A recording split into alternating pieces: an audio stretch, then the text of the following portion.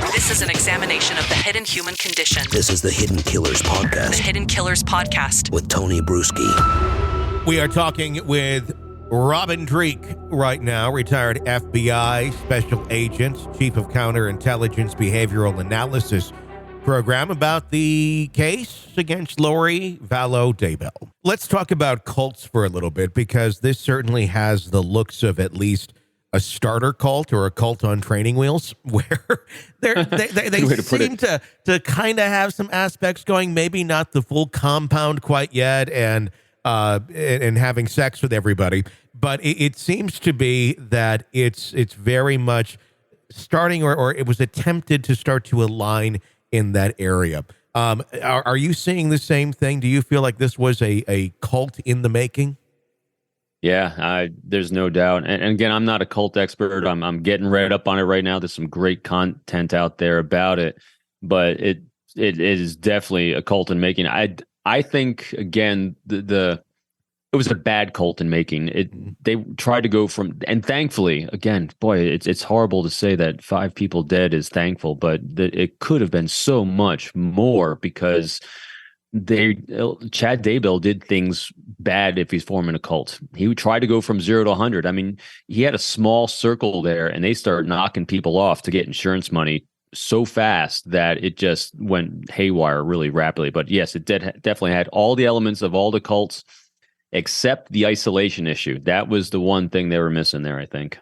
It was kind of odd to see the death involved. Normally for a cult, I don't know if that's the thing, but in a lot of cults, we don't necessarily see spouses die or friends die or this die. It's usually everybody kind of swept up into the same thing, and if the leader wants to start having sex with multiple people, he'll just say, well, God said that this is what I'm supposed to do. In this case, it was, well, let's kill off the exes so we can just kind of be with each other. But I'm wondering if it was going to eventually go further as well, because it did seem that Chad and Lori were really playing matchmaker for a little bit with some of those around them, going, this is the person you really should be with.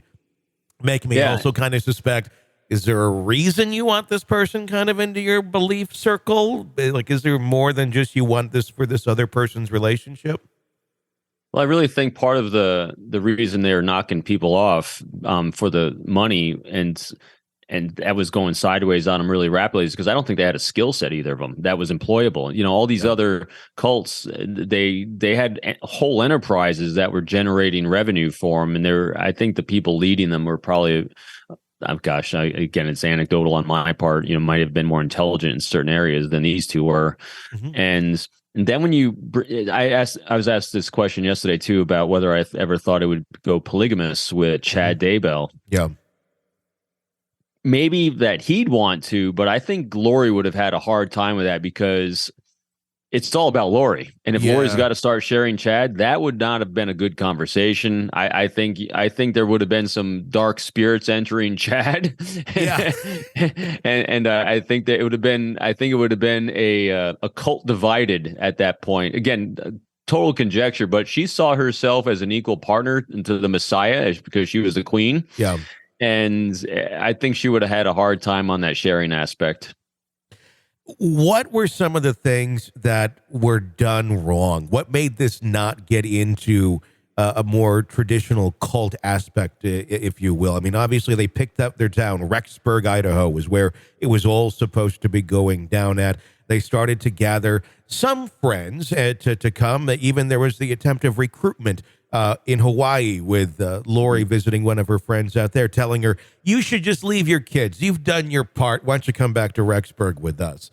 Do you think they saw the bigger picture, or were they just living too much in the moment of being in this cult rather than seeing the big picture of what it takes to truly build a healthy cult? Yeah, I don't think they studied cults. I think they were literally just feeding off each other. So I think they're giving each other they're giving each other the validation each of them needed to keep going and building in their own minds. And they had a very, very small circle of people that were buying into this. So in their own minds, they felt very safe with their behaviors. they were dehumanizing and objectifying the people around them that they wanted to take out, including their children, because that's why they're possessed by evil darkness, and they had to bump them off because they were grabbing attention away from Lori, and they also had insurance policies and Social Security tied to them. And so I really think that they tried going from 0 to 100, the two of them together, Chad and Lori, because they felt safe in doing it, because they're surrounded by a very, very small circle of people, and they really weren't cognitively thinking out, all right, we're going to rule the world. They just thought everyone was going to go along for the ride, I think.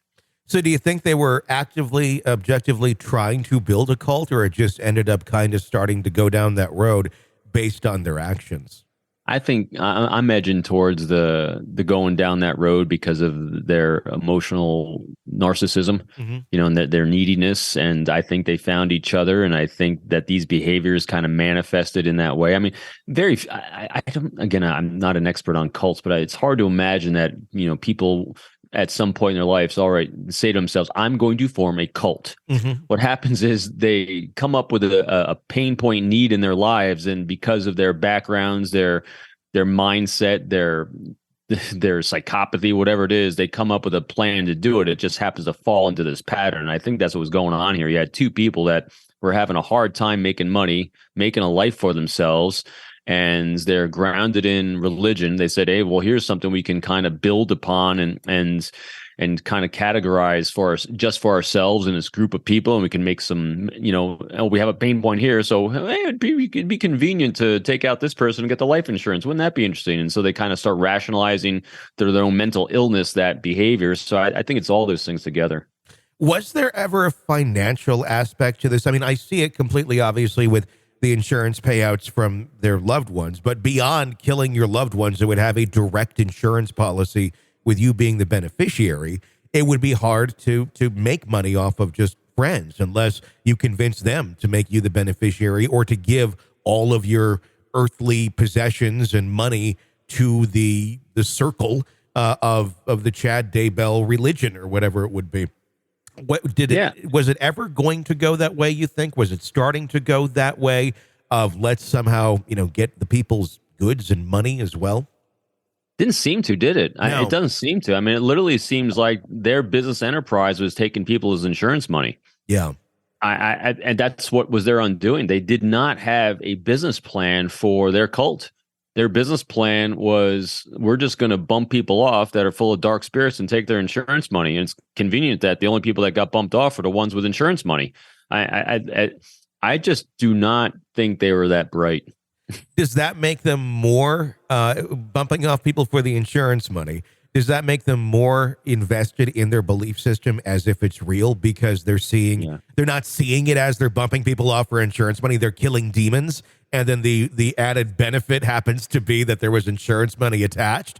Or does it make it more nefarious, where they knew damn well what they were doing to get that insurance money, and they were just putting up a front the whole time?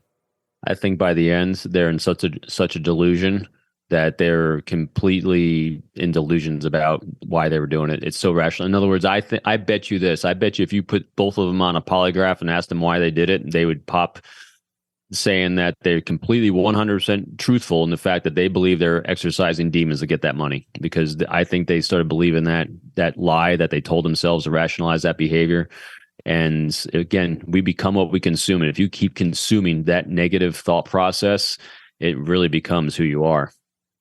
Well, if anyone out there wants to start a cult, use this interview as a lesson in what not to do. And yeah, no kidding.